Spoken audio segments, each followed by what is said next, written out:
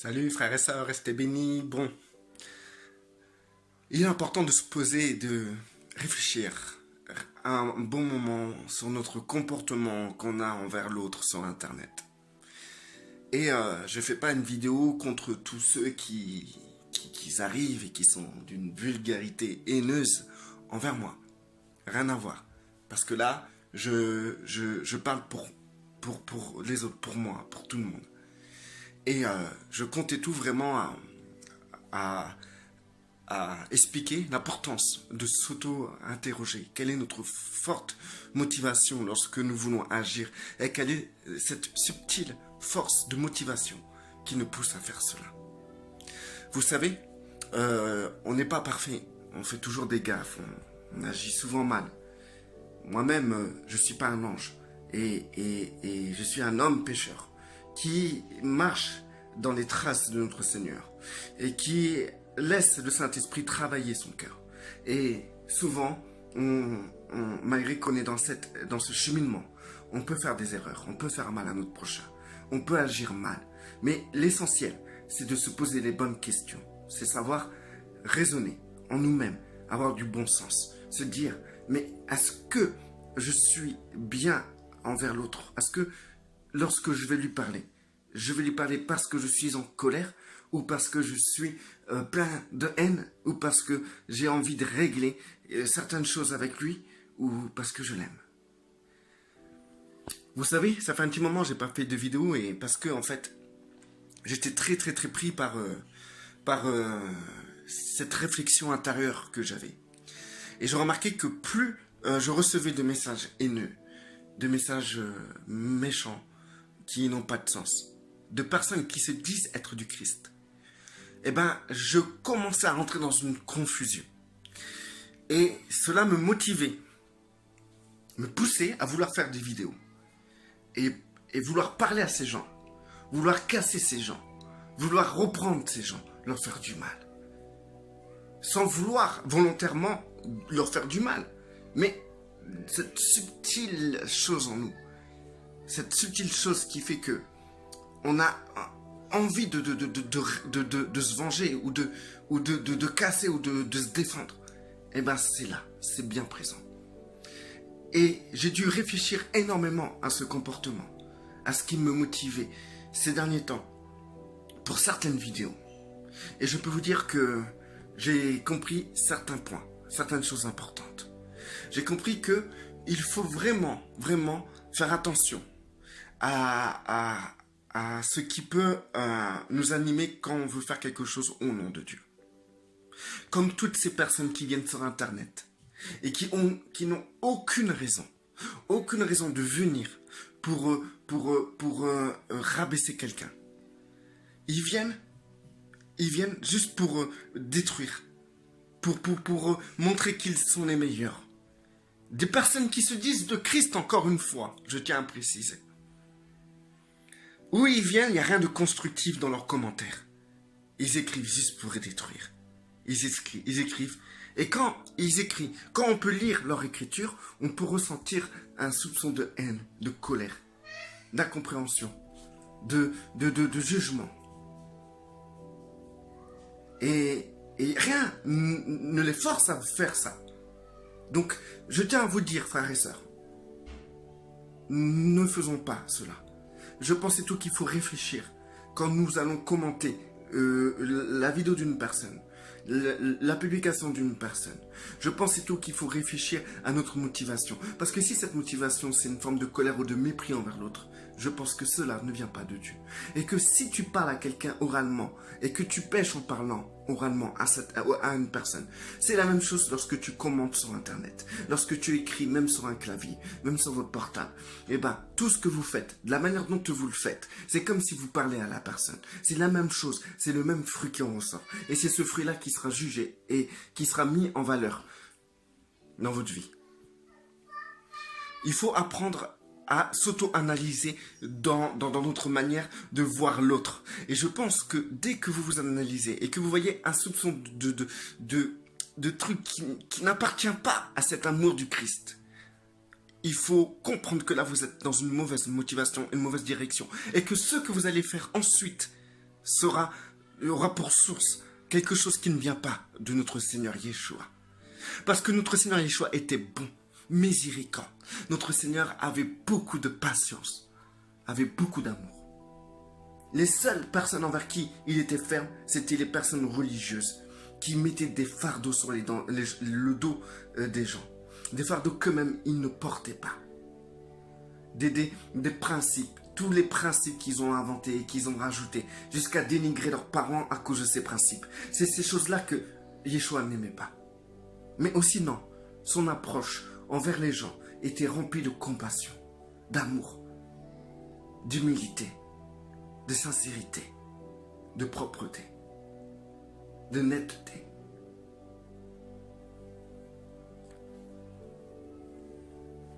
J'avais décidé de faire des vidéos pour un peu casser ces personnes-là qui viennent en se disant chrétiens et qui viennent avec leurs propos racistes, leurs propos haineux, leurs propos qui est spécialement là pour casser, pour détruire, leurs propos d'orgueil, de monsieur je sais tout et de madame je sais tout. Des propos qui sont prêts à arriver pour tuer. Ils sont prêts à tuer au nom de Dieu. Et ils commencent à faire cela par le langage. Parce que celui qui s'énerve contre son frère est un meurtrier. C'est marqué dans la Bible. Donc quand tu commences à venir sur Internet pour faire un commentaire, quand nous commençons à venir sur Internet pour faire un commentaire ou une vidéo, si c'est la haine et la colère qui nous animent, nous faisons de notre personne un meurtrier ou une meurtrière. Nous devenons meurtriers par nos propos. Si tu as commenté afin de montrer que tu as raison et que l'autre il a tort, et de cette manière-là, tu commentes d'une manière vulgaire ou d'une manière autoritaire, imposante, tu es une meurtrière. Parce que pour arriver à commenter de cette manière-là, il faut avoir une forme de colère en nous. Et ne vous voilez pas la face. Interrogez-vous vous-même, vraiment, vraiment. Quand vous lisez les trucs dans les publications, vous lisez des publications de personnes que vous ne connaissez pas. Vous êtes contre ces publications. Est-ce que cela vous donne l'envie de connaître cette personne, de la connaître, de connaître cette personne pour qui Christ est mort sur la croix, pour qui Christ a été ressuscité pour que cette personne puisse vivre la gloire du Père? Est-ce que vous voulez la connaître? Si quelqu'un dit quelque chose qui contredit vos principes théologiques, est-ce que vous voulez plus la contredire ou plus la connaître pour l'aimer? Est-ce que les personnes qui viennent vers moi et qui m'imposent leur vision en m'insultant, en me rabaissant, est-ce que j'ai plus envie de leur répondre ou j'ai plus envie de leur parler pour les connaître ou de les connaître? Je me suis posé cette question et je me suis dit, mais non, jamais dans mon cœur j'avais envie de les connaître ces gens-là. Et c'est la vérité, alors pourquoi je vais leur répondre?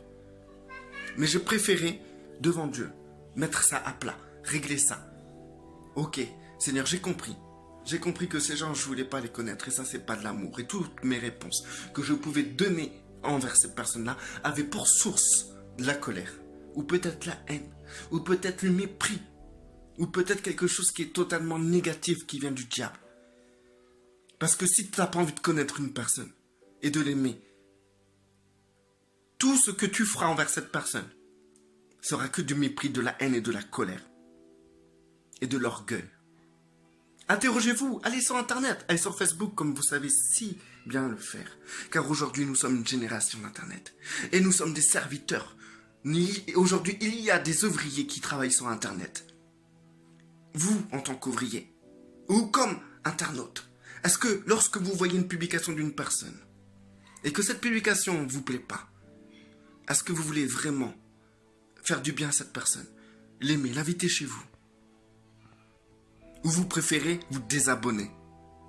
Vous vous rendez compte que si c'est vraiment vos frères et vos sœurs que vous voyez, et que vous voyez leur publication qui vous plaît pas, qu'est-ce que vous faites? Vous allez vous désabonner parce que ça vous plaît pas ce que ces gens disent.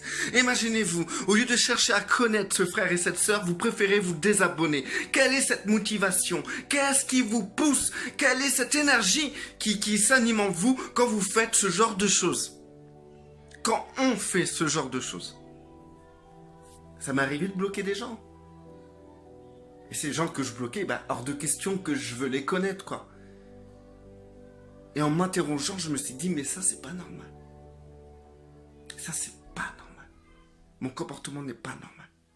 Je pensais tout que nous devons apprendre, avoir un savoir-être en Christ sur Internet.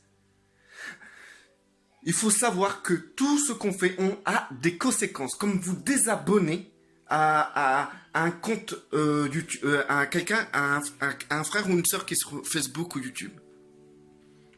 Parce qu'elle ne pense pas comme vous. Monsieur, madame, attention, hein. Attention, il faut penser comme vous pour être abonné à votre chaîne. Hein. Pour que vous vous abonnez. Hein.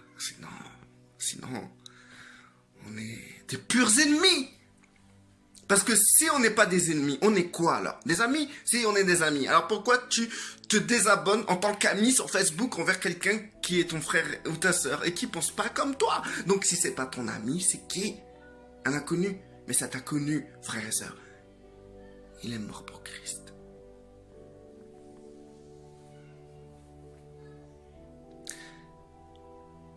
Vous vous rendez compte de devoir rendre des comptes à Dieu pour notre comportement sur Internet. C'est affreux d'en arriver là. Moi, j'ai dû rendre des comptes à Dieu parce que je vous avoue, c'est vrai que à chaque fois que les gens y viennent, j'attends toujours des gens qui viennent pour réfléchir avec moi, pour parler, pour me dire là où je me trompe, pour qu'on puisse négocier, voir, parce que je suis quelqu'un qui, si je me trompe, je vais me repentir et je vais rectifier ça tout de suite, car si vous ramenez un frère dans le bon chemin, vous serez pardonné de nombreux péchés. Je n'ai jamais compris ce verset. Hein. Puisque Christ a pris tous nos péchés. Mais je pense qu'on parlait de conséquences. Bref, c'est pas le sujet. Mais c'est un sujet très intéressant. Vous pouvez pas savoir. Vous imaginez que celui qui aime est pardonné de nombreux péchés. Bon. Je disais donc, je ne sais même plus ce que je disais. Bon, je pense que je vais arrêter là. Mais il faut vraiment réfléchir sur notre comportement. Il y a tant à dire, tant à faire. Si vous avez peur d'Internet, pourquoi vous venez sur Internet? Vous n'êtes pas obligé de venir sur Internet. Vous n'êtes pas obligé de lire les commentaires ou les publications des autres. Vous n'êtes pas obligé de regarder les vidéos des autres. Surtout si ces vidéos ne vous plaisent pas. Voilà, la question. La question est que lorsque vous regardez une publication d'une personne et que cette publication vous n'aimez pas, est-ce que cela vous donne envie de connaître cette personne pour l'aimer comme Christ l'aime? Ou vous préférez vous désabonner?